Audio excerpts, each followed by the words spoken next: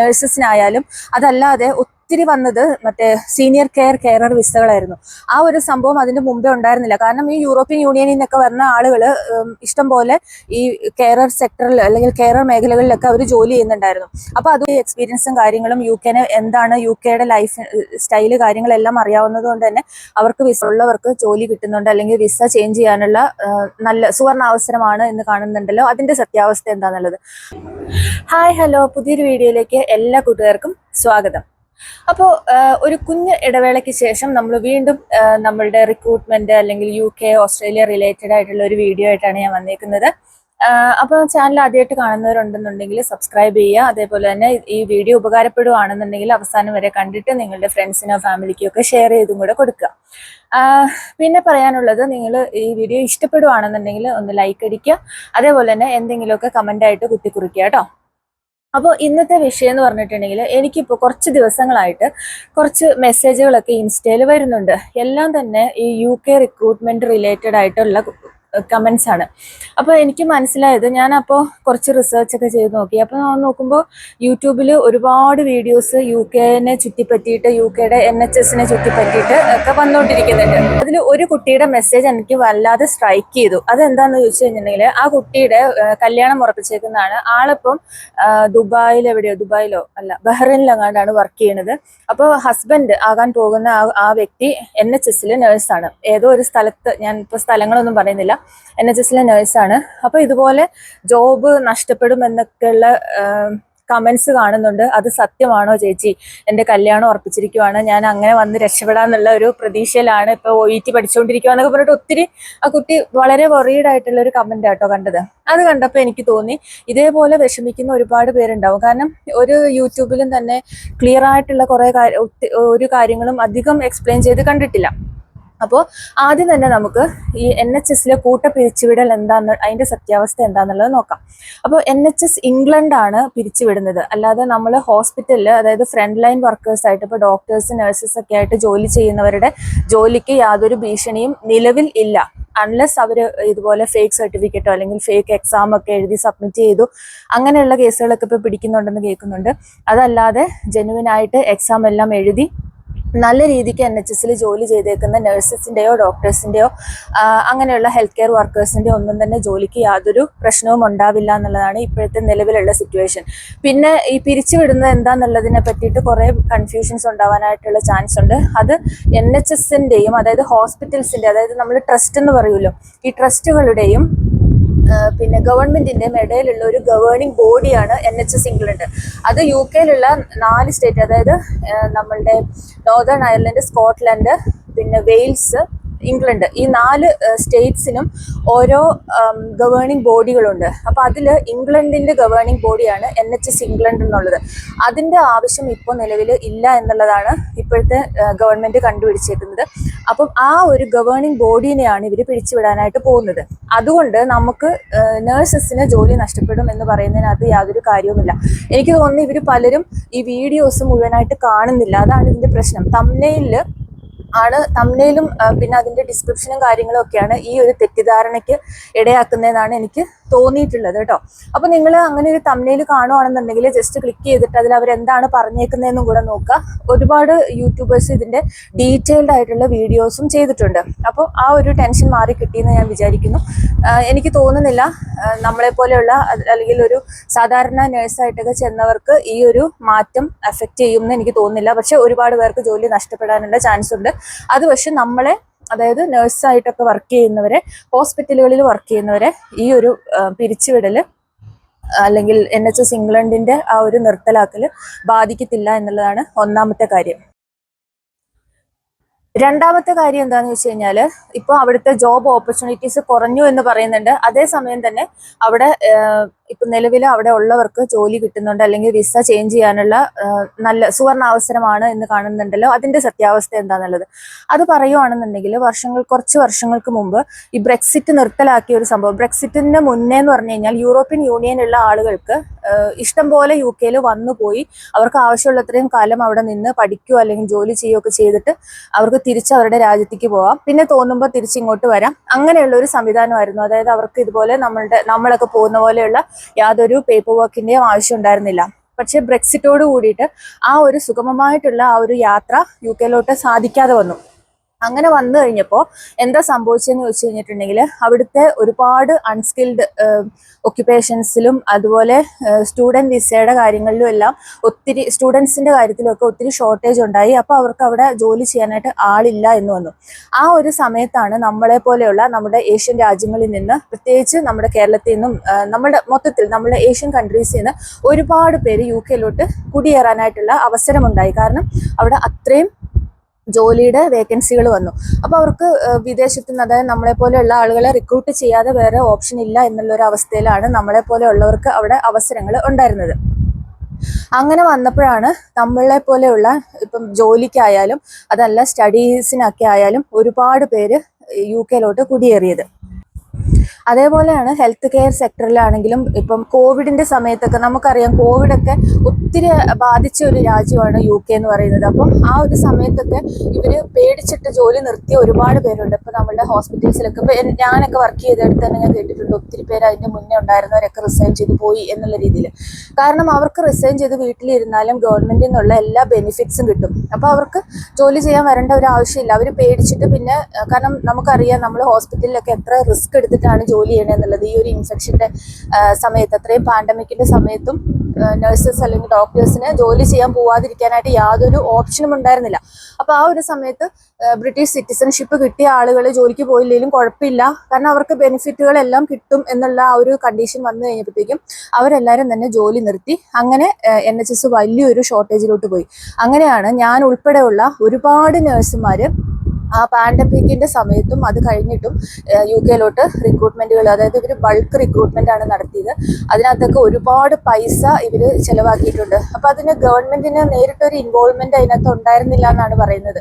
ഈ governing body ആയിട്ടുള്ള NHS England പോലെയുള്ള ഈ സംഭവങ്ങളാണ് ഇതൊക്കെ കൈകാര്യം ചെയ്തിട്ടുണ്ടായിരുന്നത്.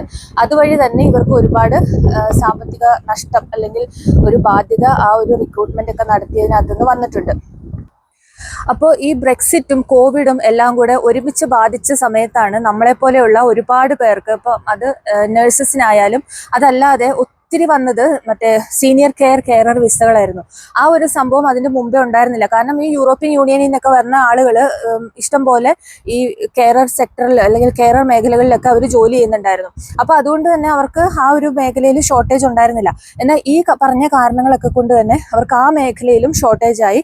അതുകൊണ്ട് അവർക്ക് നമ്മളെപ്പോലെയുള്ള ആളുകളെ അല്ലെങ്കിൽ നമ്മളുടെ രാജ്യങ്ങളിൽ നിന്നും റിക്രൂട്ട് ചെയ്യാതിരിക്കാനായിട്ട് സാധിച്ചില്ല.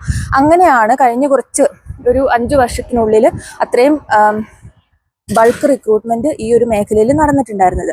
അപ്പോൾ ഇപ്പോഴത്തെ ഒരു അവസ്ഥ എന്ന് പറഞ്ഞിട്ടുണ്ടെങ്കിൽ നമുക്കൊക്കെ അറിയാം, സാമ്പത്തികമായിട്ട് വളരെയധികം പ്രതിസന്ധികൾ അവിടെ ഉണ്ട് എന്നുള്ളതാണ് പുറത്തു വരുന്ന വിവരങ്ങൾ. അപ്പോൾ ഇതിനെയൊക്കെ എങ്ങനെ ഓവർകം ചെയ്യാം അല്ലെങ്കിൽ ഇതൊക്കെ എങ്ങനെ മാറ്റിയെടുക്കാം എന്നുള്ള ചർച്ച ഉറപ്പായിട്ടും ആ ഒരു ഗവൺമെന്റിന്റെ ഭാഗത്തുനിന്നും ഉണ്ടാവും. അപ്പോൾ അതിൻ്റെയൊക്കെ ഒരു ആഫ്റ്റർ ഇഫക്റ്റ് ആണ് ഇപ്പോൾ നടക്കുന്ന ഈ ഒരു റിക്രൂട്ട്മെന്റ് ഇല്ല എന്നുള്ള ആ ഒരു അവസ്ഥയും, ഇതുപോലെയുള്ള വിസ കൊടുക്കാനായിട്ടൊക്കെ ഇവരുടെ സാലറി ത്രഷോൾഡ് കൂട്ടുന്നു, അങ്ങനെ ഒരുപാട് വിസ കണ്ടീഷൻസ് ഇവർ അപ്ഡേറ്റ് ചെയ്യുന്നു. ആക്ച്വലി ഈ വക കാര്യങ്ങളെല്ലാം, അതായത് ഇവർ എല്ലാ വർഷവും ഇവരുടെ റിക്രൂട്ട്മെന്റ് ക്രൈറ്റീരിയകളും ബാക്കി കാര്യങ്ങളും സാലറികളും കാര്യങ്ങളും എല്ലാം റിവൈസ് ചെയ്യാറുണ്ട്. പക്ഷെ അതൊന്നും നമ്മളെ അത്രയും ബാധിച്ചിട്ടുണ്ടായിരുന്നില്ല. കഴിഞ്ഞ കുറച്ച് വർഷങ്ങളായിട്ടാണ് എല്ലാവരും UK എന്നുള്ള ആ ഒരു ട്രെൻഡ്, അല്ലെങ്കിൽ വിദേശത്ത് പോയി പഠിക്കണം ജോലി ചെയ്യണം എന്നുള്ള ആ ഒരു ഒരുപാട് പേര് ഈ ഒരു അവസ്ഥയിലേക്ക് മാറിപ്പോവാൻ തുടങ്ങിയിട്ട് കുറച്ച് നാളുകളെ ആയിട്ടുള്ളൂ, അതായത് കുറച്ച് വർഷങ്ങളെ ആയിട്ടുള്ളൂ. അപ്പോൾ അതുകൊണ്ട് തന്നെയാണ് ഇതുപോലുള്ള ന്യൂസുകൾ കേൾക്കുമ്പോൾ എല്ലാവരും കൂടെ പെട്ടെന്ന് പാനിക്കാവുന്നത്. ഇനി നാട്ടിലുള്ളവർക്ക് അല്ലെങ്കിൽ UK പോകാനായിട്ട് ആഗ്രഹിക്കുന്നവർക്ക് അത്ര ഹാപ്പി അല്ലാത്തൊരു ന്യൂസും, എന്നാൽ ഓൾറെഡി UK ഒരു വർക്ക് വിസയിലേക്ക് മാറാനായിട്ട് ശ്രമിച്ചുകൊണ്ടിരിക്കുന്നവർക്ക് ഹാപ്പി ആകാനുള്ള ഒരു വാർത്തയും കൂടെയാണ് വന്നേക്കുന്നത്.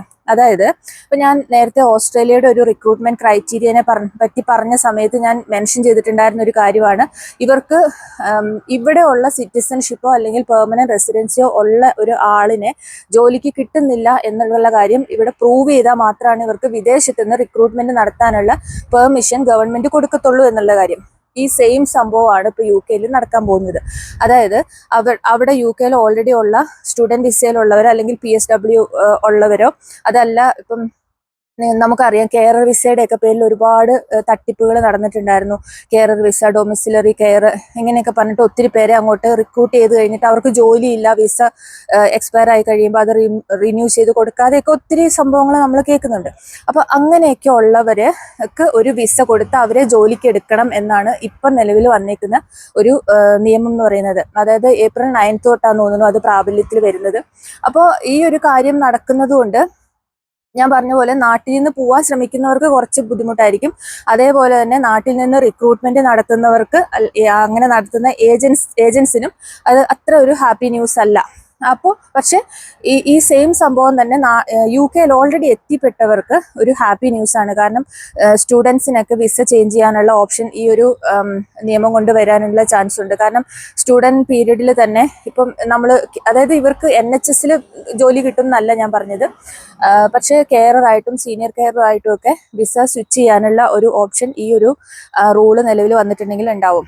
അതിന് പ്രധാനപ്പെട്ടിട്ടുള്ള ഒരു കാര്യം എന്താണെന്ന് വെച്ച് കഴിഞ്ഞാൽ, ഇപ്പോൾ ഓൾറെഡി നാട്ടിൽ നിന്ന് സീനിയർ കെയറായിട്ടോ അല്ലെങ്കിൽ കെയറായിട്ടോ ഒക്കെ റിക്രൂട്ട്മെന്റ് നടന്നു വന്നിട്ടുള്ള ആളുകൾ SIFE എന്നുള്ള ആ ഒരു പാത്വേ വഴി NHS രജിസ്റ്റേർഡ് നഴ്സായിട്ട് കയറിയിട്ടുണ്ട്. അപ്പോൾ ആ ഒരു വേക്കൻസി അവരുടെ കെയർ ഹോമുകളിൽ ഉണ്ടാവും. അപ്പോൾ ആ കെയർ ഹോമിലെ വേക്കൻസികൾ ഫില്ല് ചെയ്യാനായിട്ട് റിക്രൂട്ട്മെന്റ് പുറത്തുനിന്ന് നടത്താനായിട്ട് ഇവർക്ക് സാധിക്കത്തില്ല. കാരണം ഇവർ പ്രൂവ് ചെയ്യണം. അപ്പോൾ ഈ പ്രൂവ് ചെയ്യുക എന്ന് പറയുന്നത് അത്ര എളുപ്പമുള്ള ഒരു പരിപാടിയൊന്നുമല്ല. അത് മാത്രമല്ല ഈ സാലറി ത്രെഷോൾഡും അതിനെ ബാധിക്കും. അതുപോലെ തന്നെ പണ്ടത്തെ അത്രയും, കാരണം ഡിപ്പെൻഡൻസിനെയൊക്കെ കൊണ്ടുവരാനായിട്ട് കുറച്ച് ബുദ്ധിമുട്ടാണല്ലോ ഈ സാലറി ത്രെഷോൾഡ് വരുന്ന കാരണം കൊണ്ട്. അപ്പോൾ അതുകൊണ്ട് തന്നെ പണ്ടത്തെ അത്രയും ആളുകൾ ഈ ഒരു സംരംഭത്തിന് മുന്നോട്ട് വരാനുള്ള ചാൻസും കുറവാണ്. അപ്പോൾ അതുകൊണ്ട് തന്നെ ഇവർക്ക് മിക്കവാറും ഇവര് UK തന്നെ ഉള്ള, ഇപ്പോൾ വിസ ഇല്ലാതെ നിൽക്കുന്നവർക്ക് ഈ ജോലികൾ കിട്ടാനുള്ള ചാൻസ് വളരെ കൂടുതലാണ്. എംപ്ലോയേഴ്സ് ഇതുപോലെ അവിടുന്ന് തന്നെ, അതായത് UK നിലവിലുള്ളവരെ എടുക്കുന്നത് കൊണ്ട് എംപ്ലോയീസിന് വളരെയധികം ബെനിഫിറ്റ് ഉണ്ട്. അവരുടെ എക്സ്പെൻസ് കുറയ്ക്കാനായിട്ട് പറ്റും. ഒന്നാമത്തെ കാര്യം, ഇപ്പോൾ ഇവർക്ക് നമ്മളെ പോലെയുള്ളവരെ ഇപ്പോൾ പുറത്തുനിന്ന് ഒരു കെയറായിട്ടോ അല്ലെങ്കിൽ സീനിയർ കെയറായിട്ടോ ഒക്കെ റിക്രൂട്ട് ചെയ്യണമെന്നുണ്ടെങ്കിൽ അവർ നാട്ടിൽ ഇന്റർവ്യൂ നടത്തി ഒരുപാട് പേപ്പർ വർക്ക്, അതിന്റെ എക്സ്പെൻസ് എല്ലാം മീറ്റ് ചെയ്യണം. അതെല്ലാം കഴിഞ്ഞ് നമ്മളിപ്പോൾ അവിടെ എത്തിക്കഴിഞ്ഞിട്ടുണ്ടെങ്കിലും നമ്മളൊരു പുതിയ രാജ്യത്ത് ചെന്നത് നമ്മുടെ നാട്ടിൽ ചെയ്യുന്ന പോലെ ഒന്നും അല്ല അവിടുത്തെ ഒരു കാര്യങ്ങളും നടക്കുന്നത്. അപ്പം നമുക്ക് പ്രോപ്പർ ആയിട്ടുള്ള ഒരു ട്രെയിനിങ് തന്നതിന് ശേഷം മാത്രമാണ് നമ്മളെ പേഷ്യൻസിന്റെ അല്ലെങ്കിൽ റെസിഡൻസിന്റെ അടുത്തേക്ക് വിടാനായിട്ട് പറ്റത്തുള്ളൂ. എങ്കിൽ മാത്രമാണ് നമുക്ക് അവിടുത്തെ പല എക്യുപ്മെന്റ്സ്, അതായത് ഇപ്പം മൊബിലൈസ് ചെയ്യാനൊക്കെ യൂസ് ചെയ്യണ എക്യുപ്മെന്റ്സ് ഒന്നും നമ്മുടെ നാട്ടിൽ ആരും തന്നെ യൂസ് ചെയ്തിട്ടുണ്ടാവില്ല. അപ്പൊ അങ്ങനെയുള്ള കാര്യങ്ങളൊക്കെ ഒരുപാട് ട്രെയിനിങ് ഒക്കെ കൊടുത്ത് കുറച്ച് സമയം എടുത്തിട്ട് വേണം ഇവരെ ഫ്ലോറിലേക്ക് ഇറക്കാനായിട്ട്. അപ്പൊ അതും എക്സ്പെൻസീവ് ആണ്. കാരണം ഇവര് ട്രെയിനിങ്ങിന് ചെലവാക്കണം, അങ്ങനെ ഒരുപാട് കാര്യങ്ങൾ അതിനകത്ത് ചെയ്തു തീർക്കാനുണ്ട്. അപ്പോൾ എംപ്ലോയേഴ്സിനെ സംബന്ധിച്ചിട്ടും അവിടെ ഓൾറെഡി ഉള്ള ഒരാളെ, ഇപ്പം ഓൾറെഡി സ്റ്റുഡൻസിന്റെ കാര്യം ഞാൻ പറയാനുള്ള കാരണം എന്ന് പറഞ്ഞു കഴിഞ്ഞാൽ അവരൊക്കെ എന്തായാലും പാർട്ട് ടൈം ആയിട്ട് ഇതുപോലെയുള്ള കെയർ ഹോംസിൽ ജോലി ചെയ്ത് എക്സ്പീരിയൻസ് ഉള്ളവരായിരിക്കും. അപ്പോൾ അവര് ഒരു വിസ കൊടുത്തു എന്നുള്ളത് കൊണ്ട് എംപ്ലോയീസിന് ഒരുപാട് നഷ്ടം കുറയ്ക്കാനായിട്ട് സാധിക്കും. പിന്നെ എല്ലാ ഫീൽഡിലും ഇപ്പൊ നമ്മുടെ നാട്ടിൽ നിന്നൊക്കെ തന്നെ ആയാലും ഒരുപാട് വിവിധ തരത്തിലുള്ള കോഴ്സുകൾ എടുത്തിട്ട് പിള്ളേർ അവിടെ ഉണ്ട്, സ്റ്റുഡൻസ് ഉണ്ട്, അവര് പഠിത്തം കഴിഞ്ഞിറങ്ങി നിൽപ്പുണ്ട്. അപ്പൊ അവരെ എടുക്കുന്നത് വഴിയായിട്ടും അവർക്ക് ഓൾറെഡി എക്സ്പീരിയൻസും കാര്യങ്ങളും എന്താണ് UK ലൈഫ് സ്റ്റൈല് കാര്യങ്ങളെല്ലാം അറിയാവുന്നത് കൊണ്ട് തന്നെ അവർക്ക് വിസ കൊടുക്കുന്നതന്നെയാണ് എന്തുകൊണ്ടും എംപ്ലോയീസിന് ലാഭം. അപ്പൊ അതുകൊണ്ട് തന്നെയാണ് ഇപ്പം വിദേശ റിക്രൂട്ട്മെന്റുകൾ നന്നായിട്ട് കുറഞ്ഞു വന്നിരിക്കുന്നത്. അപ്പൊ ഞാൻ നേരത്തെ സൂചിപ്പിച്ചതുപോലെ തന്നെ നാട്ടിൽ നിന്ന് ജെന്യുവൻ ആയിട്ട് നടത്തുന്ന റിക്രൂട്ട്മെന്റ് ഏജൻസികളെ ഞാൻ ഒന്നും പറയുന്നില്ല. പക്ഷെ തട്ടിപ്പ് നടത്തി ഈ കെയറർ വിസയുടെയും സീനിയർ കെയറർ വിസയുടെയും ഒക്കെ പേരിൽ ലക്ഷങ്ങൾ അടിച്ചു മാറ്റി നടത്തിക്കൊണ്ടിരുന്ന ഏജൻസികൾക്ക് ഇത് നല്ലൊരു അടി തന്നെയാണ്. അപ്പം അവർക്ക് ഈ ഇതിൽ കുറച്ച് ബുദ്ധിമുട്ടുണ്ടാവും. അതുകൊണ്ട് നിങ്ങൾ എൻ്റെ വീഡിയോ കാണുന്നവർ മാക്സിമം ഇത് ഷെയർ ചെയ്യുക. കാരണം ഇനിയും ഇതുപോലുള്ള തട്ടിപ്പുകൾ പൊങ്ങി വരാനുള്ള ചാൻസ് ഉണ്ട്. അവിടെ റിക്രൂട്ട്മെന്റ്, ഇവിടെ റിക്രൂട്ട്മെന്റ് എന്നൊക്കെ പറഞ്ഞിട്ട്. അപ്പൊ നിങ്ങൾ കുറച്ചും കൂടെ കെയർഫുൾ ആയിട്ട് ഇരിക്കുക. ഇപ്പൊ അങ്ങനെയുള്ള റിക്രൂട്ട്മെന്റുകൾ അവിടെ നടക്കുന്നില്ല എന്നുള്ള സത്യം മനസ്സിലാക്കുക. അതേപോലെ തന്നെ ഇപ്പൊ UK ബേസ്ഡ് ആയിട്ടുള്ള കുറെ ഏജൻസികൾ ഈ ഒരു പേരിൽ തട്ടിപ്പ് നടത്തുന്നുണ്ടെന്നുള്ളത് അറിയാനായിട്ട് സാധിക്കുന്നുണ്ട്. അതായത് ലക്ഷങ്ങൾ ഈ ഒരു വിസ മാറ്റിയെടുക്കുന്നതിന് വാങ്ങിക്കുന്നുണ്ടെന്നൊക്കെ കേൾക്കുന്നു.